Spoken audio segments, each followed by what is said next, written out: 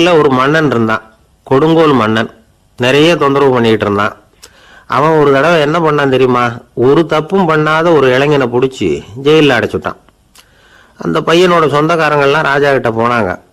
அவன் ஒரு தவறும் பண்ணல, அவனை விடுதலை பண்ணுங்க அப்படின்னு கெஞ்சி கேட்டுக்கிட்டாங்க.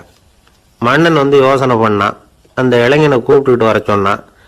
அவனை கொண்டாந்து ராஜா முன்னாடி நிறுத்தினாங்க.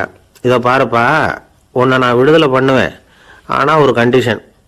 அந்த நிபந்தனையை நீ நிறைவேற்றினா உனக்கு விடுதலை அப்படின்னா மன்னன். சரின்னு ஒத்துக்கிட்டான் பையன். மன்னன் கண்டிஷன் என்னங்கிறத சொன்னான். உங்ககிட்ட ஒரு செம்மறி ஆட்டை கொடுக்க போறேன். ஒரு மாசத்துக்கு அதுக்கு தேவையான தீனியையும் கொடுக்க போறேன். ஒரு மாசம் கழிச்சு அந்த ஆட்டை எடை போட்டு பார்ப்பேன். அந்த ஆட்டின் எடை கொஞ்சம் கூட கூடி இருக்கக்கூடாது. எடை கூடி இருந்தா உனக்கு விடுதலை கிடையாது. என்ன சொல்ற அப்படின்னா. பையனுக்கு ஒன்றும் புரியல, பயமா போட்டுது. குழம்பிக்கிட்டே நின்றுகிட்டு இருக்கிறான். சரி, ஒரு நாள் டைம் தரேன், நல்லா யோசனை பண்ணி பார்த்துட்டு நாளைக்கு உன் முடிவை சொல்லு அப்படின்னா மன்னன். பையன் கவலையோடு வெளியில் வந்தான். அங்கே ஒரு பெரியவர் நின்றுக்கிட்டு இருந்தார். அவர்கிட்ட விஷயத்தை சொன்னான். அந்த பெரியவர் இந்த பையனுக்கு காதோட காதாக ஒரு வழியை சொல்லி கொடுத்தார். அதை கேட்டதும் பையன் மறுபடியும் மன்னன் முன்னாடி நின்னா. உங்கள் நிபந்தனையை ஏற்றுக்கிறேன்னு சொன்னான். மன்னன் ஒரு ஆட்டுக்குட்டியையும் அதுக்கு ஒரு மாதத்துக்கு தேவைப்படுற தீவனத்தையும் கொடுக்கும்படியாக உத்தரவு போட்டான். கொடுத்தாங்க, ஓடிட்டு போயிட்டான்.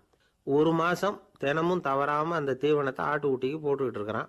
ஒரு மாதம் கழித்து அந்த ஆட்டை அரண்மனைக்கு ஓட்டிகிட்டு போனான். மன்னன் அதை எடை போட்டு பார்க்குறான். எடை கூடவே இல்லை, அப்படியே தான் இருக்குது. உடனே போட்ட நிபந்தனைப்படி அந்த இளைஞனை விடுதலை பண்ணிவிட்டான். சரி, ஆட்டுக்கு எடை கூடாமல் இருக்கிறதுக்கு அந்த பெரியவர் சொல்லி கொடுத்த யோசனை என்ன அப்படின்னா, அது வேற ஒன்றும் இல்லை. அந்த ஆட்டுக்கு எதிரில் அது கண்ணில் படுற மாதிரி ஒரு ஓநாயை கட்டி போட சொன்னார். அவ்வளவுதான். ஆட்டுக்கு ஓநாய்ங்கிறது பிறவி பகை. ஓநாயை பார்த்தா ஆடு நடுங்க ஆரம்பிச்சிரும், அவ்வளவு பயம். தினமும் அந்த ஆடு பயந்துகிட்டே தீனி சாப்பிட்டுது, எடை கூடல. அதுதான் ரகசியம். இது சின்ன பிள்ளைங்களுக்கான ஒரு கதை. இதுல இருந்து தெரிஞ்சுக்க வேண்டிய உண்மை என்னன்னா, நாமெல்லாம் சாப்பிட்றப்ப மனசும் உடம்பும் அமைதியா இருக்கணும். அப்பதான் அது உடம்புல ஒட்டும். அவசரத்திலையும் பயத்திலையும் சாப்பிட்டா அது சரியா ஜீரணம் ஆகாது. இன்னொரு ராஜா இருந்தார். அவரும் ஒரு இளைஞனை ஜெயிலில் அடைச்சு விட்டார்.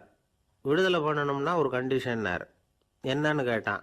ஒரு ஆட்டுக்குட்டியை அவன் முன்னாடி கொண்டாந்து நிறுத்துவேன், நீ அதுகிட்ட ஒரு கேள்வி கேட்கணும், அதுக்கு சரியான பதிலை சொல்லணும். அப்படி செஞ்சுட்டா உனக்கு விடுதலைன்னார். இளைஞன் யோசனை பண்ணி பார்த்தான். சரின்னு ஒத்துக்கிட்டான். அது பிரகாரமே ஆட்டுக்குட்டியை பதில் சொல்ல வச்சுட்டான். என்ன நடந்தது தெரியுமா? ஆட்டுக்குட்டியை கொண்டாந்து நிறுத்தினாங்க. இவன் மெதுவாக அதுகிட்ட போனான். அது காதுகிட்ட போய் ஏப்ரலுக்கு அடுத்த மாதம் என்ன மாதம்னு கேட்டான். அது உடனே மேன்னு கத்திச்சு. இவன் விடுதலை